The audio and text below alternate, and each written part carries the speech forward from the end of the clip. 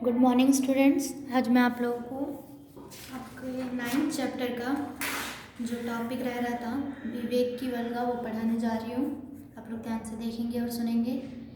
देखिए, विवेक की वल्गा का अर्थ होता है कि जो हमारा धैर्य होता है, विवेक होता है हमारे अंदर, उसकी लगाम कैसे रख सकते हैं हम लोग, उसको किस तरीके से हम लोग उसकी लगाम को कस सकते हैं, अपने धैर्य की लगाम को, उसके बारे में इस टॉपिक पे बात किया गया है। इस चैप्टर में लेखक ने बताया है यह एक मंदिर है, विशाल और भव्य वास्तुकला का जीवित आदर्श है।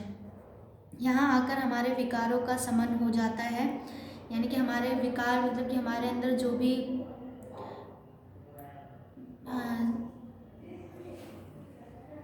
जो भी खराब भावना है हमारे अंदर, उन सब का विकार का समन हो जाता है, ख़त्म हो जाता है। यह एक मीनार है, ऊंची और भव्य, किसी कारीगर के संतुलन बोध की प्रयत्न साक्षी है। इस पर चढ़कर व्यक्ति कहता है कि उठो और ईश्वर के प्रति कृतज्ञता ज्ञापन करो। यह एक सड़क है, सुदीर्घ और सुदृढ़, किसी इंजीनियर के अनुभवों और प्रयोगों की जागृत निशानी। यह मानव संस्कृति और सभ्यता की प्राण रेखा है। यह एक कारखाना है, यह एक हाट है, यह एक औषधि है। ये सब प्रगति के कारवां के पद चिन्ह हैं। ये सब आदमी की बुद्धि और परिश्रमशीलता के प्रति श्रद्धांजलियाँ हैं। यानी कि लेखक कहना चाह रहे हैं कि जो विवेक है, अगर हम उसकी लगाम खींच कर रखेंगे तो ये जो विवेक है हमारे लिए बहुत ही कारगर साबित होगा।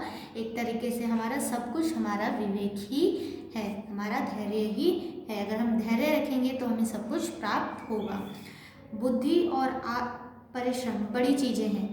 बुद्धि और परिश्रम बड़ी चीज़ें हैं, बहुत बड़ी चीज़ें, लेकिन क्या ये ही पर्याप्त और सब कुछ है? नहीं, और निश्चयात्मक रूप से नहीं। सिर्फ बुद्धि यानी कि दिमाग होना या परिश्रम ही इंसान के लिए सब कुछ नहीं है। असहनीय पीड़ा पहुंचाने वाला यातन यंत्र, विध्वंस वाहिनी तोपें, अपने क्रोध में प्रलय को प्रश्रय देने वाले बम, सहस्त्रों को सुख और शांति से वंचित करने वाले शोषण के नानाविध प्रकट प्रच्छन्न उपाय, ये भूख में, ये बेकारी, ये भुला कर मारने वाला जहर, ये सब अवनति की राह पर आदमी द्वारा छोड़े गए भयावने और भद्दे निशान हैं। और ये सब आदमी की बुद्धि और परिश्रमशीलता के प्रति निंदा के पारित प्रस्ताव है। तो हम जाने यानी कि जो बम, लोग बहुत तरीके के परमाणु बम बनाते हैं, खराब चीज़ें, अच्छी चीज़ें का भी बुरा इस्तेमाल करते हैं, जैसे कि विज्ञान का बुरा इस्तेमाल करते हैं। तो लोगों का वो भी तो एक लोगों का बुद्धि है, लोग दिमाग लगाते हैं, उसमें भी और परिश्रम है। लेकिन इससे क्या हो रहा है? इससे लोग की निंदा, ये लोग जो हैं जो ऐसा करते हैं वो लोगों की निंदा के ही पारित होते हैं। सिर्फ लोग उनकी निंदा ही करते हैं, कोई उनकी तारीफ या बड़ाई नहीं करता है कि तुम बहुत अच्छे काम की, है ना। तो इसीलिए सिर्फ बुद्धि और परिश्रम ही सब कुछ नहीं है। हमें अपने अंदर विवेक और धैर्य रखना चाहिए कि समय आने पर हमें सब कुछ प्राप्त होगा। इसके लिए हमें कभी भी गलत कार्य या गलत कदम नहीं उठाना चाहिए। तो हम जाने कि बुद्धि और परिश्रम बड़ी चीज़ें हैं, बहुत बड़ी चीज़ें हैं, लेकिन ना ये पर्याप्त है और ना सब कुछ है। ठीक है, बुद्धि और परिश्रम मान के चलो तो बहुत बड़ी चीज़ें हैं, लेकिन जो ये बुद्धि और परिश्रम है ये पर्याप्त नहीं है। सिर्फ इसी से सब कुछ नहीं होता है। ठीक है, इनसे ऊपर जो है वह है आदमी का विवेक।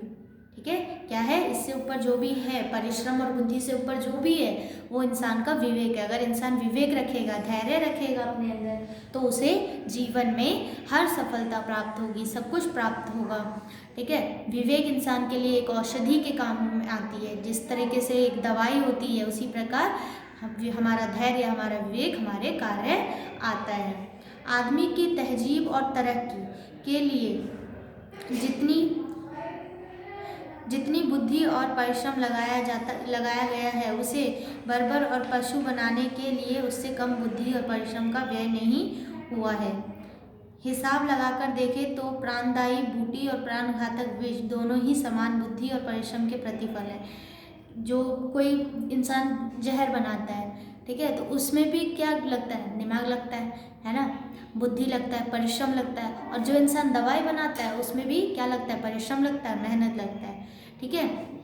दोनों दोनों एक ही जैसे बुद्धि और परिश्रम के ही प्रतिफल हैं। अफीम की खेती गेहूं उपजाने से अधिक कष्टकर है, कम नहीं बंधु। विवेक उपजाने का वल्गा कहोगे नहीं तो बुद्धि और परिश्रम का तुरंत तुम्हें रसातल से इधर पटकने वाले नहीं।